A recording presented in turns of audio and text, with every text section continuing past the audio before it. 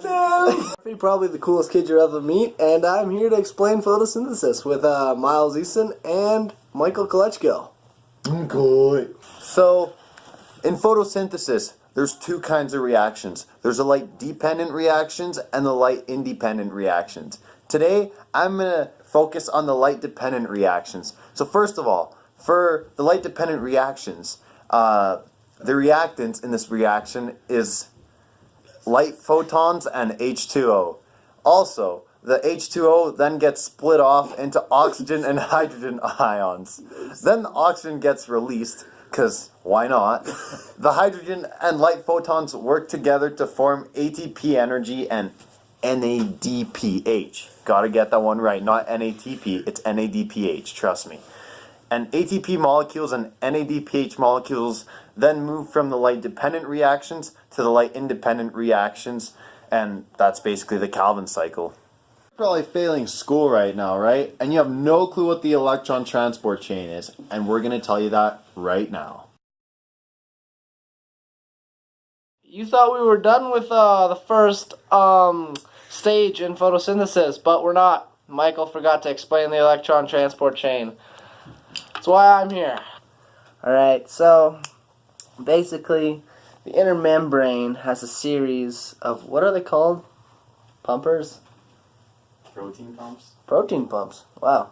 So they're called protein pumps. They're called protein pumps. And there's two photosystems. Photosystems 2 and photosystems 1. Normally you'd think photosystem 1 would come first, but not in the electron transport chain. Photosystem 2 comes first. So, to start off the electron transport chain, we need an electron. So, we got our friend NADPH, which is represented by this Nike sneaker. So, NADPH comes along, reaches photosystem 2, which is represented by this construction glove. Alright? So, photosystem 2, being the big boss that it is, reaches in to NADPH. And NADPH gladly gives up its electron, which is represented by this squishy brain right here. So, the electron then enters photosystem 1. Photosystem 1, like so, enters, wiggles around a little bit, releasing all that energy, and while it's going through photosystem 2 and through the inner membrane, boom, it pumps hydrogen ions. The photosystem uses the energy from the electron to pump the hydrogen ions through the membrane into a more concentrated area. So, electron, energy loss, ions, moving up and down, blah, blah, blah. Whoa! Now it's lost all its energy. What happens?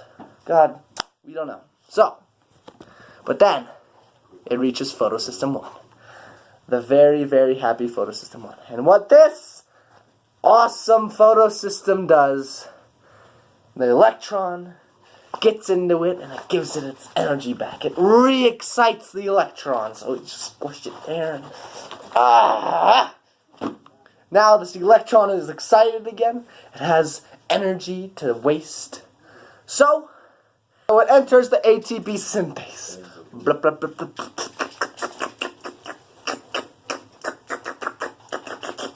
And then hydrogen ion comes along. And they start transport and they combine to make ATP.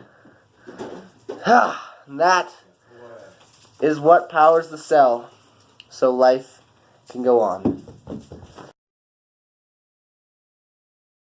Stage 2 photosynthesis, the Calvin cycle, or the light-independent or dark reaction, occurs in the stroma, or empty space of the chloroplast. Glucose needs 6 carbons. The starting materials are 1 carbon mix of CO2 from our air, plus pre-assembled molecules, ribulose biphosphate, or RUBP. Each contain 5 carbons. Ribulose. Initiator Rubisco wields the 1 carbon atom from the CO2 molecule with the ribulose biphosphate chain, which builds the initial 6 carbon sequence. Sequence splits are 6 carbon sequences split into 2 chains, 3 carbons each. These are called phosphide glycerates, or PGAs. Stage number 4, ATP plus NADPH, or ATP standing for adenosine triphosphate, similar to a lubricant, delivers energy. NAPH, nicotine adenine dinucleotide phosphate, gives 1 hydrogen to each PGA change, changing them into molecules called glyphosate triphosphates, G3Ps, also known as glucose. Stage 5, ribiscose, created by reusing RUDPs, created by reusing RUDP, needs 5 carbons. Glucose needs 6. 5 other production lines are happening at the same time, altogether making 36 carbons. Perfect number to make sugar, plus rebuild RUDPs. 6. The glucose chain. 6 carbons to 6 RUDP chains. 12 G3P chains of 12 G3Ps 2s are taken to form a glucose chain. 7. Byproducts reassemble. Byproducts reassemble 6 RUBPs. 30 carbons needed, which are contained by the rest of the 10 G3Ps. Stage 8. From 10 G3P chains, 30 carbons, 2 G3 chains, 3 each, are welded together. This equals 6. Plus 1 G3P, 3, equals 9 carbon chain. 5 is cut from 9 to recreate the RUBP's chains. 4 are left. Those 4 plus 1 G3P plus 3 equals 7 plus 1 G3P 3. 10 carbon chain. 10 divided by 2 equals 2 RUDP, 5 each. This cycle is duplicated, therefore 3 RUDPs left are recreated. Calvin cycle generates the precise number of elements plus process to keep the cycle running continuously. Thanks for watching our video. Hope we learned a bunch. Yeah. Probably not, though. Bye-bye. I apologize for Ben.